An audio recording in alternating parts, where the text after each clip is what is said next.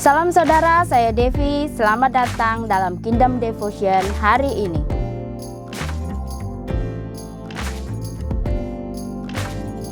Yohanes 14 ayat 26 mengatakan, tetapi penghibur yaitu Roh Kudus yang akan diutus oleh Bapa dalam namaku, dialah yang akan mengajarkan segala sesuatu kepadamu dan akan mengingatkan kamu akan semua yang telah kukatakan kepadamu. Saudara, pernahkah saudara di dalam hidup ini mengalami titik terendah dan berputus asa? Mungkin ada masalah, pergumulan yang sepertinya tidak ada titik terangnya atau jalan keluar dari permasalahan yang sedang kita hadapi. Dan ketika engkau sedang menjalani aktivitas keseharianmu, engkau diingatkan pada suatu ayat firman, suatu khotbah, atau suatu lagu pujian. Setelah engkau memperkatakan janji Tuhan tersebut, engkau menjadi sadar, imanmu menjadi kuat, lalu engkau menjadi bersuka cita kembali dan mulai memuji dan memuliakan Tuhan atas apa yang sedang terjadi. Itulah Roh Kudus, Roh penghibur yang dijanjikan Tuhan kepada kita muridnya. Sehingga kita akan senantiasa kuat, bersuka cita karena Allah. Roh Kudus akan membuka mata rohani kita untuk melihat sebuah konflik, permasalahan, pergumulan, kerikil-kerikil kehidupan bukan lagi sebagai batu yang membuat kita tersandung dan jatuh. Namun kita dapat melihat semuanya itu sebagai batu pijakan yang membuat kita naik level iman dan pengenalan akan Allah. Kita dapat melihat segala sesuatu dari sudut pandang Allah sebagaimana Allah memandang. Kita bagaikan Raja Wali yang terbang di atas badai. Kaki kita menjadi seperti kaki rusa yang kuat dan lincah. Kita seperti ada dalam sebuah puncak gunung. Ketika kita melihat ke bawah, kita hanya melihat keindahan karya Tuhan yang menciptakan pemandangan gunung tersebut. Mari saudara, mulai hari ini kita jadikan Roh Kudus di dalammu menjadi roh penghibur.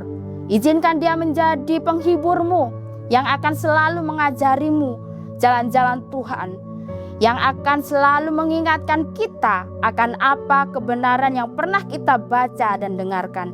Sehingga ketika kita akan senantiasa kuat, bersyukur, dan bersuka cita atas apa yang terjadi dalam hidup kita.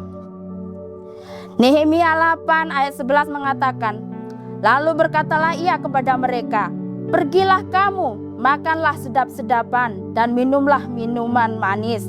Kirimkanlah sebagian kepada mereka yang tidak sedia apa-apa.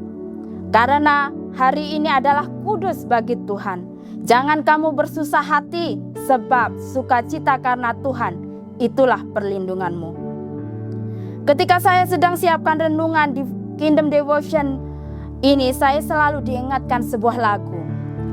Apa yang tak pernah dilihat mata, apa yang tak pernah didengar telinga, dan apa yang tak pernah timbul dalam hati, semua disediakan bagi kita yang mengasihi Dia. Allah sanggup melakukan segala perkara, dulu, sekarang, dan selamanya. Kuasanya tidak berubah.